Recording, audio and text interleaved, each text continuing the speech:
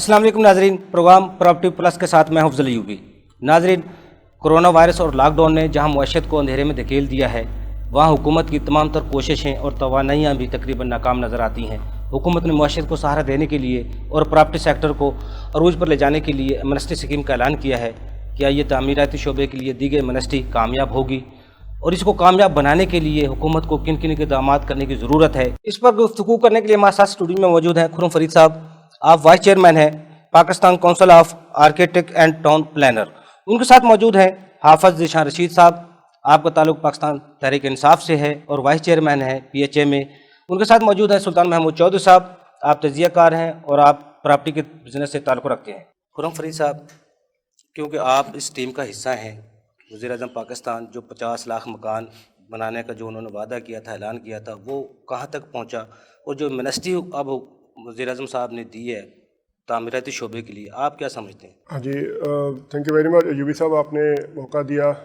जो prime minister ने एक कंस्ट्रक्शन पैकेज अनाउंस किया है उसके ऊपर गुफ्तगू करने के हवाले से बेसिकली खान साहब ने 3 अप्रैल 2020 में ये कंस्ट्रक्शन पैकेज अनाउंस किया है।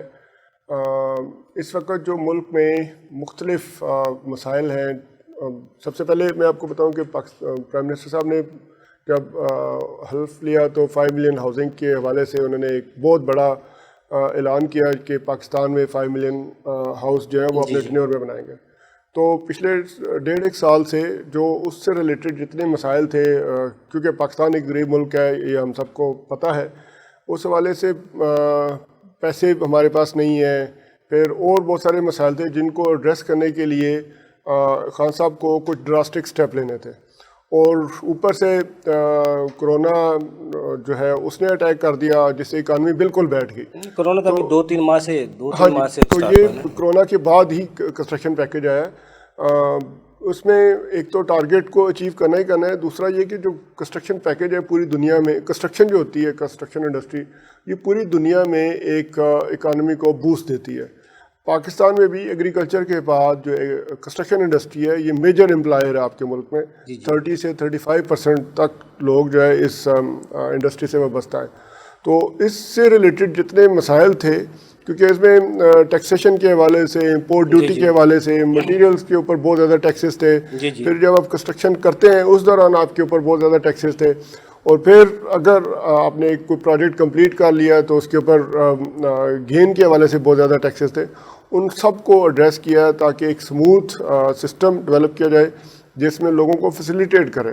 अब जब पाकिस्तान को आप रेस्ट ऑफ द वर्ल्ड के साथ कंपेयर करते हैं तो उसमें हमारे यहाँ जो ईज़ ऑफ डूइंग बिजनेस के हवाले से वो बहुत ज़्यादा मसाइल थे, उनको वन विंडो ऑपरेशन की तरफ लेके गए हैं। नया पाकिस्तान हाउसिंग अथॉरिटी बनाई जो इस पूरे जो कंस्ट्रक्शन पैकेज है उसको ये ओवरलुक करेगी, और इससे रिलेटेड जो भी स्टेक होल्डर है उसमें कॉन्ट्रैक्टर हैं, पाकिस्तान इंजीनियरिंग काउंसिल है, Pakistan council of architects and town planners है, या डेवलपर्स हैं और एग्जिस्टिंग डेवलपर या न्यू कमर, उन सब को एक प्लेटफार्म प्रोवाइड किया जाएगा और उनको हर किस्म की फैसिलिटी दी जाएगी इस नेफ्डा के थ्रू। और CIDB जो कंस्ट्रक्शन इंडस्ट्री डेवलपमेंट बोर्ड है वो भी नेफ्डा के अंडर ही बनेगा, जो इन सारी चीज़ों को फैसिलिटेट करेगा। और इसमें जो भी मसाइल हैं, ना सिर्फ ये कि इसमें पाकिस्तान में एम्प्लॉयमेंट जनरेट होगी बल्कि बहुत सारी नई इंडस्ट्रीज़ भी लगेंगी। अगर ये जिस ट्रू सेंस में प्राइम मिनिस्टर ने ये पैकेज अनाउंस किया और ये इम्प्लीमेंट हो जाता है तो मेरा यकीन है कि इसमें पाकिस्तान को बहुत ज़्यादा फ़ायदा होगा। बहुत ज़्यादा फ़ायदा होगा। हाफिज ज़ीशान साहब, कोरोना वायरस ने वैसे तो सारे जो दावे थे, हुकूमती कोशिशें थी, तवानाइयाँ थी, वो तकरीबन तमाम नाकाम बना दी हैं। मुआशरत का जो हाल है सबके सामने है। मौजूदा हालात में अब जो हुकूमत ने एक पैकेज दिया है तामीराती शोबे के लिए, आप क्या समझते हैं बूम मिलेगा प्रॉपर्टी सेक्टर को, तामीराती शोबे को इस पर? देखें सर, मैं इससे पहले यूबी साहब आपको ये बताता हूँ कि पाकिस्तान तहरीक इंसाफ ने जब इंतखाबी मुहिम चलाई तो उस वक्त 1 करोड़ नौकरियों और 50 लाख घरों का वादा किया, और पहले 100 दिनों में जो हुकूमत ने एक रोड मैप दिया उसमें इन दोनों चीज़ों पे बात की गई, बड़ा खुल के और इससे बड़ा संजीदा काम शुरू किया गया। बदकिस्मती से न सिर्फ पाकिस्तान बल्कि पूरी दुनिया इस वक्त एक वबा की ज़द में है और मालियाती लिहाज से भी, मईशत मुआशी पहलू से भी देखें, बेरोज़गारी के भी, पूरी दुनिया का एक मसला है। तो हम भी पूरी दुनिया के साथ इसको लेके चल रहे हैं। लेकिन पाकिस्तान में आप ये देखें कि हुकूमती जो इक़दामात थे वो पहले दिन से लेके आज तक अगर आप पूरी अहाता करें तो आपको पता चलता है कि पूरी दुनिया ने फिर वही इक़दामात किए जो पाकिस्तान पहले दिन से कर रहा था, या प्राइम मिनिस्टर इमरान खान ने जो कहा था। आप उनका गवर्नमेंट का संजीदापन यहाँ से भी आप देख सकते हैं कि इस शोबे, ख़ास तौर पे तामीराती शोबे और 50 लाख घरों पे इस कदर संजीदा काम शुरू किया गया कि सबसे पहले जो लॉकडाउन में नरमी की गई और इसी दौरान सबसे ज़्यादा रिलीफ मिला तामीराती पैकेज जो अनाउंस किया।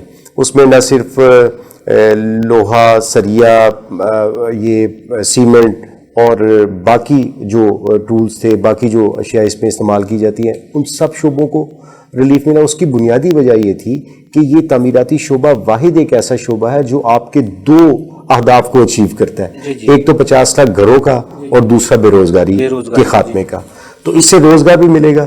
तो यकीनन अभी जो इस गवर्नमेंट में इक़दामात किए गए वो यकीनन अब मुश्किल का शिकार है, माशी लिहाज से और बाकी भी चैलेंजेस जो आपके सामने हैं, लेकिन इंशाल्लाह इसमें बूम भी आएगा। आने वाले सालों में आप देखेंगे कि ये सबसे बड़ी इंडस्ट्री है और ये साबित भी होगा और ये मज़ीद इसमें तरक्की होगी। प्रोफेसर, तामीराती शोबे के लिए जो पैकेज दिया है वो तो बहुत अच्छा है, लोग उसको अप्रिशिएट भी कर रहे हैं, लेकिन उसके लिए जो रजिस्ट्रेशन का अमल हुकूमत ने जो रखा है 31 दिसंबर तक, सिर्फ उसको आप अगर रजिस्ट्रेशन करवा लेते हैं उससे फ़ायदा उठा सकते हैं। लेकिन हमारे साथ खुरम साहब भी बैठे हैं जो कोई भी तामीरात के हवाले से प्लान हो, कोई हम प्लाजा बनाना चाहते हैं, कोई कुछ भी करना चाहते हैं, उसके लिए कम से कम 5 साल दरकार होते हैं किसी प्रोजेक्ट को मुकम्मल करने के लिए, जबकि ये 2022 तक है, यानी 3 साल में तो कोई प्रोजेक्ट मुकम्मल नहीं होता। देखिए मैं आपको बताता हूँ, एक आप ये देखें कि भी कुछ दिन पहले सूबाई minister housing and urban development Mian Mahmood Rashid साहब की ज़ेर सदारत इजलास हुआ। उसमें तमाम डेवलपमेंट अथॉरिटीज़ के लोग थे, हाउसिंग नया पाकिस्तान हाउसिंग अथॉरिटी जो थी वो सभी लोग थे। इन तमाम मसाइल पे बातचीत की गई। आप देखेंगे आने वाले दिनों में ये चीज़ें आसान होती। जो कोरोना के हवाले से जो इक़दाम किए जा रहे हैं पंजाब में, दूसरे सूबों में, खासतौर पंजाब की मैं बात करूँगा, लॉकडाउन अब जिस तरह नरमी की गई, अब दोबारा उसको फिर लॉकडाउन की तरफ सुनाया जाया जा रहा है, आप क्या समझते हैं? देखिए लॉकडाउन की तरफ तो बिल्कुल नहीं जा रहे। सिर्फ जो SOPs पर अमल दरामद नहीं हो रहा जहाँ पे, उन मार्केटों को, उन बाज़ारों को हम बंद कर रहे हैं। अदरवाइज लॉकडाउन तो खुल गया, पूरे मुल्क का पहिया अब चल रहा है, ट्रांसपोर्ट भी चल रही है, मार्केटें भी चल रही हैं, तमाम बिजनेस यानी कि दोबारा लॉकडाउन की तरफ नहीं जाएंगे। SOPs पे अमल दरामद करवाना, जो अमल नहीं करेगा, जो मार्केट, जो प्लाजा, जो शॉपिंग मॉल, उसको हम बंद करेंगे। सुल्तान महमूद चौधरी साहब, आपने हाफिज साहब की बातें सुनी, खुरम साहब की भी सुनी, आप तो प्रॉपर्टी से ताल्लुक़ है, आप उसका बिजनेस भी करते हैं, बहुत करीब से जानते हैं, आप क्या समझते हैं जो ये पैकेज है वाकई ये मुआशरत को सहारा दे पाएगा? अगर शफाफियत हो, दयानतदारी हो और स्वाभाविक अदवार को दोहराया ना जाए, जैसे आशियाना स्कैंडल आपके सामने है, अपनों को ना नवाजा गया, तो इसमें दूसरी राय नहीं है कि आमतुन्नास। आपको लगता है इस हुकूमत ने किसी अपनों को खास आज तक नवाजने की कोशिश की है 2 साल में? ये एक आपने ज़िमनन सवाल किया, उसमें मैं यही कहूँगा कि ये कोरोना रिलीफ के हवाले मैं एक गरीब बस्ती में गया हुआ था, तो उसने बंदे ने अपने हाथ में बिजली का बिल पकड़ा हुआ था 17,000, रो रहा था, मातम कर रहा था। तो मैंने उसे कहा कि आप लोगों को रिलीफ नहीं मिला, 12-12 हज़ार रुपये मिले। कहते वेटिंग में रखा हुआ है। अगर तो ऐसे तबके को ही नवाजना है जो पहले से ही खुशहाल है या एक अच्छी जॉब पे है और उसको वो फ्लैट या वो अपार्टमेंट मिलेगा, तो गरीब तो मर जाए। जागीरदारियत को तो पहले ही तहफ़्फ़ुज़ है, जागीरदारियत को पहले ही तहफ़्फ़ुज़ है। अपने लोगों को अलॉट कर देना। पाकिस्तान में आबादकारी स्कीमों के नाम पे आपने देखा 65 में हज़ारों नहीं लाखों एकड़ ज़मीन लोगों ने अपने कमी कारियों के नाम की और बाद में खुद जागीरदार बन गए। अगर इस तरह से कि इसमें शफाफियत नहीं होगी, चेक एंड बैलेंस नहीं होगा, तो ये आम बंदे को फ़ायदा नहीं देगी, बिल्कुल हरगिज़ नहीं देगी। इसी तरह कौम पिसती रहेगी, पिटती रहेगी और इनका जो टेन्योर है वो कंप्लीट हो। आप क्या समझते हैं कैसी शफाफियत चाहिए शोबे का? आप क्या समझते को ऐसा जो शफाफियत लाने के लिए हुकूमत को इक़दाम करने चाहिए उसके हवाले से? देखिए चेक एंड बैलेंस है, अभी आपके सारे डिपार्टमेंट्स में आपके सामने। जी मुझे कल किसी ने ट्वीट किया कि आप ईमानदारी से लिखें कोई एक शोबा पाकिस्तान का जहाँ रिश्वत के बगैर काम हो रहा। जी तो ये एक सवालिया निशान है और ये सवाल है हुकूमत के लिए। तामीराती शोबे के हवाले से भी जो इदारों में रिफॉर्म्स जिस तरह खुरम साहब कह रहे हैं आ रही हैं, कोई सलाहती पैकेज भी आ रहे हैं, इस्लाहात भी इदारों में हो रही हैं, आप क्या समझते हैं ये वाकई सच है कि हुकूमत वाकई संजीदा है? तामीराती शोबे में जो इस्लाहात की बात आप कर रहे हैं खुश आइंद हैं, लेकिन मैं वहीं खड़ा हूँ कि ये अज़ल से रहा है। किसी ने रोटी कपड़ा और मकान का नाम दिया, किसी ने आशियाना स्कीम दी, किसी ने कोई और अच्छे तरीके से एक चीज़ को तोहफे को पैक करके देने की कोशिश की। 2 साल गुजर गए, 3 साल बाकी हैं। मैं समझता हूँ तामीरात तो बाद की बात है, मकान इंसानों के लिए बनाने हैं। क्या पाकिस्तान में चादर और चारदीवारी का तहफ़्फ़ुज़ है? अमीर और गरीब के लिए कानून एक है। जिस दिन मेरे मुल्क में बग़ैर रिश्वत के बिजली का कनेक्शन हो जाएगा, मैं समझूंगा इस्लाहात हो गई। जिस दिन मेरे मुल्क में बग़ैर रिश्वत के वाटर कनेक्शन हो गया, मैं समझूंगा इस्लाहात हो गई। इस गवर्नमेंट ने तो जनाजा निकाल दिया, बिल्कुल चेक एंड बैलेंस नहीं है। जहाँ 10 रुपये रिश्वत थी वहाँ 2000 रिश्वत हो गई। और फिर रिश्वत ले के भी लोग, पहले रिश्वत से लेते लोग डरते थे, अब लोग कहते हैं हिस्सा दो। पिछले सालों में ये था फ़ीस मांगते थे लोग, फ़ीस देंगे, फ़ीस दें आपका काम हो जाएगा। अब तो डायरेक्ट कहते हैं हिस्सा दें, क्यों नहीं दे रहे, पैसे दें आपका काम हो जाएगा। क्या गवर्नमेंट की इस पे नज़र है? थानों में क्या हो रहा है, हमारी अदालतों में क्या हो रहा है? हमारे गरीब का बच्चा पढ़ रहा है, हमारे गरीब के बच्चे को खुराक मिल रही है। और अगर किसी के साथ कोई जुल्म हो जाए, बर्बरियत हो जाए, यहाँ पुलिस वाला चाहे तो नहर किनारे जवान बच्चे को, मेडिकल के स्टूडेंट को गोली मार के फेंक देते हैं। यहाँ दिल चाहे तो किसी के घर जाके बेटियों को बेआबरू कर दिया जाता है। क्या सो रही है? नहीं चौधरी साहब, ये तो इस हुकूमत में तो बहुत सी चीज़ों पे कंट्रोल हुआ है, इससे तो मैं भी इत्तेफाक करता हूँ कि ये पहले था, लेकिन इस दौर में 2 साल में बहुत फ़र्क पड़ा है। मैं समझता हूँ कि आप गैर हाजिर हैं। मैं सारा दिन कच्ची आबादियों में फिरता हूँ, गरीबों से मिलता हूँ। एक सवाल आपके लिए छोड़ता हूँ, क्या मेरे मुल्क के भिखारी कहाँ से आते हैं सिग्नल्स पे, और वो कहाँ चले जाते हैं? कौन सा माफिया है इनके पीछे? इनको घर कौन देगा? ये मेरा जवाब ले दें इन दोनों अहबाब से। बाकी मुल्क को ये मकान ना दें। जो लोग नंगे पाँव इस जून के महीने में सड़क चिलचिलाती धूप में इशारों पे खड़े हैं, भीख मांग रहे हैं, जी जी, और वो भीख मांगने के लिए कहाँ से आते हैं? वो कहाँ चले जाते हैं? कहीं ये खलाई मखलूक तो नहीं जो आती है और चली जाती है? गवर्नमेंट तो इतनी बेबहरा और नाबीना है कि उसे तो ये समझ नहीं आ रही। इतने लोगों को जिस दिन आप घर दिलवा देंगे, मैं समझ लूँगा, खड़े होकर सल्यूट करूँगा। ये मक्खी पे मक्खी मार रहे हैं, सिर्फ एक कसीदे पढ़ेंगे, खुशनुमाई पेश करेंगे, इसके अलावा कुछ भी नहीं होगा। अगर ऐसा हो जाए, इस्लाहात हो जाए तो अच्छी बात है। टैक्सेस निज़ाम में बेहतरी लाई जाए, तामीरात के शोबे से जो लोग रिलेटेड हैं उनसे रिश्वत न मांगी जाए, उनको आप किसी ना किसी तरीके से फैसिलिटेट करें, बिला सूद कर्जे दें। आप तो मुतहम्मल ही नहीं, आप कहेंगे मुल्क गरीब है, बगैर सूद के हम कुछ दे नहीं सकते। चौधरी साहब, आज प्रॉपर्टी के बिजनेस में आपको क्या क्या रुकावटें थी जो हुकूमत ने दूर नहीं की? आप क्या समझते कौन से ऐसे टैक्सेस थे जिनकी वजह से प्रॉपर्टी बिल्कुल नीचे चलेगी? उनको अगर हुकूमत अब तक जो उसमें रिफॉर्म्स लाई है, आप उनसे मुतफिक हैं या नहीं है? लेकिन ब्रेक से बाद नाज़रीन, छोटा सा कमर्शियल ब्रेक, हमारे साथ रहिएगा।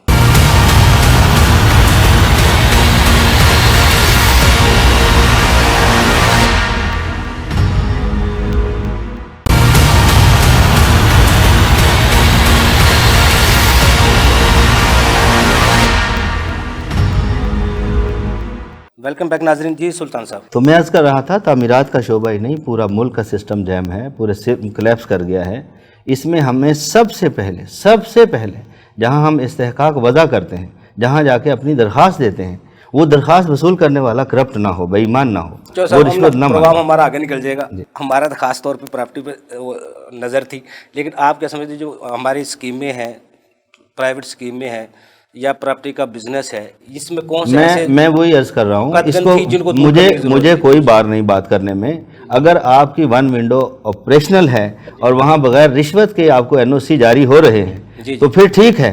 बगैर हिस्से के, बगैर प्लॉट लिए आपको कुछ दिया जा रहा है तो ठीक है, अच्छी बात है। इस्लाहात की हद तक मैं मुत्तफिक हूँ, गवर्नमेंट चाह रही है, करना चाह रही है, कर भी रही है, खुश आइंद है। लेकिन ये जितने पहलुओं पे मैंने बात की, इन पर गवर्नमेंट को बड़ा स्पेशल चेक रखना होगा, देखना होगा इस्तेहकाक किसका है, उसे मिल रहा है कि नहीं मिल रहा, बस चेक एंड बैलेंस कर दें, ठीक हो जाए। जी जैसा वो आफत साहब ने पहले बताया था, चीनी स्कैंडल आया, आटा का स्कैंडल आया, उस पर हुकूमत ने एक्शन लिया, उस पर भी मुझसे आप ले लें, जवाब ले लें। चीनी स्कैंडल में अगर आप यूटिलिटी स्टोर्स पे एक उसे आप करते हैं कि कोई सब्सिडी देते हैं, जी जी, फर्ज करें लेट से 60 रुपये चीनी है, 78 रुपये थी गालिबन, 60 या 65 रुपये की, तो सारे परचून फरोश उठा के ले गए। जी जी, बेहतर था कि एक चेक एंड बैलेंस, इनका जो वो हैं प्राइस कंट्रोल कमेटियाँ, وہ پاورفل نہیں ہے. ابھی آپ یہاں باہر نکل جائیں اسی روڈ پہ, ریڈی کے اوپر پھل کا ریٹ لکھا ہوگا 100 روپے کلو, وہ بیچ رہا ہے 240 روپے.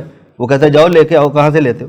جب تک آپ کا چیک اینڈ بیلنس نہیں ہوگا, جب تک آپ ان لوگوں کو دیکھ نہیں رہے مال کس قیمت پہ خریدا جا رہا ہے اور کس قیمت پہ بیچا جا رہا ہے, تو یہ اندھیر نگری رہے گی, چوپٹ راج رہے گا.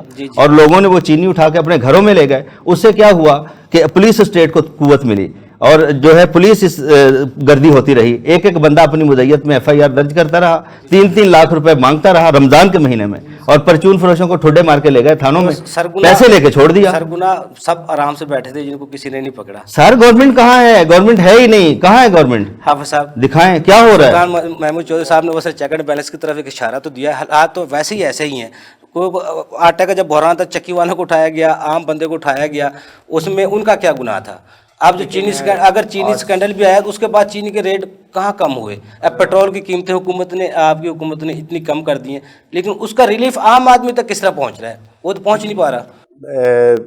بہت زیادہ آسان یہ عمل ہوتا ہے کہ آپ تنقید اور تنقید اور تنقید کرتے جائیں, اور جب ہم اپوزیشن میں تھے تو ہمیں بھی اندازہ تھا کہ تنقید کرنا دنیا کا سب سے آسان کام ہے. 5 سال ہاں جی بالکل. جب وہاں پہ دیکھیں دور بیٹھ کے چیزوں کو دیکھنا, اس کو اپنے طریقے سے اس کا تجزیہ کرنا اور اس کو بیان کرنا بڑا ہی آسان ہے, چونکہ آپ پہ قید نہیں ہوتی. اب ہم جہاں پہ بیٹھ کے ہم اس طرح کی بات نہیں کر سکتے. آپ یہ دیکھیں کہ راتوں رات تو چیزیں نہیں ٹھیک ہو سکتی نا. جی جی. گورنمنٹ نے اب ہر فرد کی جا کے اصلاح تو نہیں کرنی, ایک پالیسی ایک ریفارمز لے کے آنی ہے, اور اسے امپلیمنٹ تو آپ نے, میں نے اور عام لوگوں نے کرنا ہے. سر میں اپنی معذرت سے میں یہاں 1 منٹ لینا چاہوں گا آپ کا. آپ ہر بات پہ کہتے ہیں کہ گورنمنٹ اس میں اختیار نہیں رکھتی. گورنمنٹ کو ریزائن کر دینا چاہیے. گورنمنٹ تو بنائی اسی لیے, میں نے یہ نہیں کہا کہ گورنمنٹ اختیار نہیں رکھتی. میں نے آپ کو یہ کہا ہے. اب آپ چھوٹی سی ایک مثال, اگر یہ ذمہ دار نہیں ہے, اگر میں آپ کو ایک بات بتاتا ہوں. ابھی آپ صرف یہ دیکھ لیں کہ گورنمنٹ نے یہ جو لاک ڈاؤن کھولا اور اس میں ماسک کو لازمی قرار دیا, کیا ہر شہری یہاں پہ ماسک, کیا گورنمنٹ آ کے ان کے منہ پہ ماسک لگائے گی؟ کیا یہ آپ کی بطور شہری ذمہ داری نہیں ہے؟ میری بطور شہری ذمہ داری نہیں ہے کہ ہم اسٹیٹ کے جو احکامات ہیں اس پہ عمل درآمد کریں, اور جو ریفارمز آ رہی ہیں اس میں جو آپ کا کردار ہے, کم از کم آپ اپنا کردار تو نبھائیں. میں نے کب یہ کہا کہ حکومت یہ نہیں کر سکتی؟ اور ریزائن اور گورنمنٹ سے استعفے مانگنے بھی بڑے آسان ہے. جس کا دل کرتا ہے وہ منہ اٹھاتا ہے اور استعفیٰ مانگ لیتا ہے. اس طرح چیزیں نہیں چلا کرتی. آپ یہ دیکھیں, آپ نے کمپیریزن کرنا ہے ماضی کی حکومتوں سے. کیا ماضی سے چیزیں بہتر نہیں ہیں؟ مثلا میں ایک اتھارٹی میں بیٹھا ہوں, میں بھی ایک عام شہری ہوں نا, پاکستان تحریک انصاف کا ووٹر سپورٹر ہوں نا. اگر آپ میرے آفس میں آتے ہیں تو جہاں پہ آپ چائے سرکاری نہیں پلاتا, میں آپ کو اپنی جیب سے چائے پلاتا ہوں. ایک منٹ, وہ اس کا میں اپنی جیب سے چائے پلاتے ہیں. میں سر آپ کو دوسری بات بتاتا ہوں, میں سرکاری گاڑی, سرکاری پیٹرول استعمال نہیں کرتا. تو سر یہ ریفارمز نہیں ہے. میں PHA Pakistan parks and horticulture authority سے کوئی تنخواہ, کوئی وظیفہ نہیں لیتا. کیا یہ ریفارمز نہیں ہے؟ کیا یہ اصلاحات نہیں ہے؟ بالکل. اب محمود صاحب کی نہیں, اب دوسری بھی مثال دیکھیں نا. محمود صاحب اگر انڈسٹری یہ اپنا تعمیراتی شعبے سے وابستہ ہے, ان کا LDA میں آنا جانا ہوگا. کیا LDA ماضی کی نسبت آج بہتر پرفارم نہیں کر رہا؟ وہاں پہ بیٹھا عمران شیخ کیا لوگوں کو ریلیف نہیں دے رہا؟ وہاں پہ میرٹ رائج نہیں کیا جا رہا؟ اگر آپ یہ کہیں کہ آج گورنمنٹ آئی ہے اور رات کو سوئیں اور صبح ساری چیزیں ملک بالکل شفاف اور کلیئر ہو, تو اس طرح تو نہیں ہوگا. میں سر آپ کو یقین دلاتا ہوں کہ چیزیں بہت بہتر ہیں اور بہت بہتری کی طرف جا رہی ہیں. اللہ کرے انشاءاللہ ایسا ہی ہو. تنقید ضرور کی جائے, لیکن ایسی تنقید کی جائے جو باقی آپ کے نیک اور اچھے کاموں کی حوصلہ شکنی نہ کرے. چھوٹا سا PHA میں کون سی ریفارمز آئی ہیں, آپ کیا سمجھتے ہیں کون سی ایسی چیزیں دیکھیں PHA میں سب سے زیادہ بڑی ریفارم یہ ہے, جو ٹینڈرز تھے اس کو ہم نے شفاف ترین بنایا, اخراجات کو کم کیا. ایسے ملازمین جو ماضی میں جو مسلم لیگ نون کے دور میں جو وزراء تھے, جو صوبائی خاص طور پہ جو لاہور کے MPs تھے, ان کے گھروں کے ملازمین کی تنخواہ جو PHA ادا کرتا تھا, ہم نے 1600 گھوس ملازمین کو نکالا. جو ٹینڈرنگ کا معاملہ تھا وہ شفافیت اس کو لائے, اور اس کے بعد ہم نے اپنے اخراجات کو کم کیا. اللہ تللے ہم نے اخراجات جو تھے وہ ان کو ختم کیا. اور جو چیزیں ہمارے ذمہ نہیں تھیں, جو ہمیں صرف بوٹیک پڑا کرتی تھی, جیسے رنگ روڈ کا ایک منصوبہ ہے, وہاں پہ PHA کا کام تو نہیں ہے, پلانٹس لگانا, وہاں پہ لیبر لگانا, وہاں پہ پانی لگانا. اب ہم رنگ روڈ اتھارٹی سے بھی اس کے واجبات لے رہے ہیں. تو ماضی میں یہ چیزیں نہیں تھی. PHA پہلے کی نسبت آج اگر آپ کو لاہور خوبصورت نظر آتا ہے تو اس کی بنیادی وجہ یہ ہے کہ پی ایچ اے اپنا کام کر رہا ہے. اچھا حافظ صاحب، جو اب آپ اس وہ تفریح مقامات کو، پارکوں کو کھول دیا ہے، اس پہ فیس پہ آپ عمل درآمد کروا پائیں گے کوئی بہتری کی طرف؟ دیکھیں میں آپ کو بتاتا ہوں، یہ تو بالکل ہم یقینی بنائیں گے اس بات کو، لیکن آپ یہ دیکھیں کہ تفریحی پارک پوری دنیا میں نہیں بند کیے گئے تھے.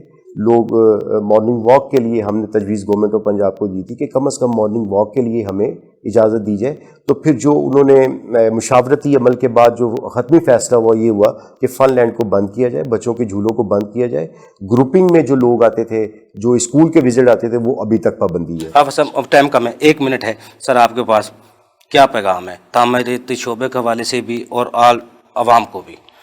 دیکھیں تعمیراتی شعبے میں جو گورنمنٹ نے پیکیج کا اعلان کیا اور جو مسائل ہیں وہ انشاءاللہ بتدریج کم ہو رہے ہیں، لیکن میں پبلک کو تو میرے بھائی خرم فرید صاحب میسیج دیں گے، میں محمود صاحب کو میسیج یا اپیل ان سے کروں گا کہ ہر چیز کو اپنے نقطہ نظر سے نہ دیکھا کریں. اس میں آپ صرف یہ دیکھا کریں کہ پازیٹیو پہلو بھی کبھی قوم کے سامنے لائیں. جو آج تک اصلاحات آئیں اس کو بھی ایک اچھے اور کھلے دل کے ساتھ بیان کیا جائے. جی سلطان محمود چودھری صاحب، 1 منٹ، کیا پرپوزل کیا؟ میں مشکور ہوں حافظ صاحب کا کہ انہوں نے کھلے دل سے میری بات سنی. اپنے منہ میاں مٹھو بننا یہ تو ازل سے رہا ہے، ازل سے رہا ہے. میرا یہی ہے، میں آپ کے ساتھ سر پرپوزل تعمیراتی شعبے کے حوالے سے، کیونکہ پراپرٹی کا آپ کو تعلق ہے، بس اس میں سے رشوت کو ختم کیا جائے. جی جی. اور بلا سود جو ہیں قرضے دیے جائیں جن لوگوں کو انہوں نے قومی دھارے میں شامل کرنا ہے. پھر اس کے اوپر بہترین چیک اینڈ بیلنس ہو، شفافیت ہو، بس اس کے سوا میرا کوئی. جی خرم صاحب آپ کیا سمجھتے ہیں، کیا حکومت کو کوئی اقدامات اس پہ لینا چاہیے؟ جو بجٹ آنے والا ہے اس میں تعمیراتی شعبے کے حوالے سے کو مزید اس میں بہتری لائی جا سکتی ہے؟ ہاں جی بالکل. میں نے پاکستان کے علاوہ جہاں پہ اور کنسٹرکشن پیکیجز آئے ہیں، انڈیا ہو گیا یا ایون یو ایس اے اور بھی بہت سارے کنٹریز جس میں اس طرح کے پیکیجز جو اناؤنس ہوئے، وہ جب میں نے ان کو دیکھا تو ہمارے جو کنسٹرکشن پیکیج ہے اس میں مزید اور بہتری بھی لائی جا سکتی ہے. جیسے ہم نے کہا کہ اس کو بلا سود ٹیکس، بلا سود قرضے دیے جائے، لیکن وہ میں سمجھتا ہوں کہ وہ ہم نہیں کر سکتے، لیکن جو سود کا ایلیمنٹ ہے اس کو ہم منیمم لیول پہ لا سکتے ہیں. اور کنسٹرکشن پیکیج میں اسٹیٹ بینک آف پاکستان اس کا بہت میجر رول ہے، کیونکہ برڈ فائنانسنگ یا جو کنسٹرکشن کے جو پروجیکٹس ہیں وہ ہمیشہ بینک فائنانسنگ کے ساتھ ہی تکمیل ہو پاتے ہیں. تو اس میں اسٹیٹ بینک کا اور فائنانسنگ کا، فائنینشیل انسٹیٹیوشن کا ایک بہت میجر رول ہوگا، اس کو بھی اس میں شامل کرنا چاہیے، اور تاکہ یہ پروجیکٹ صرف کاغذوں میں نہ رہیں، کمپلیٹ ہو جائے. خرم صاحب آپ کو بہت شکریہ، حافظ ذیشان صاحب آپ کو بہت شکریہ، سلطان محمود چودھری صاحب آپ کو بہت شکریہ، آپ نے ہمیں ٹائم دیا. ناظرین اگلے پروگرام تک کے لیے افضل کو اجازت دیجیے. اللہ حافظ.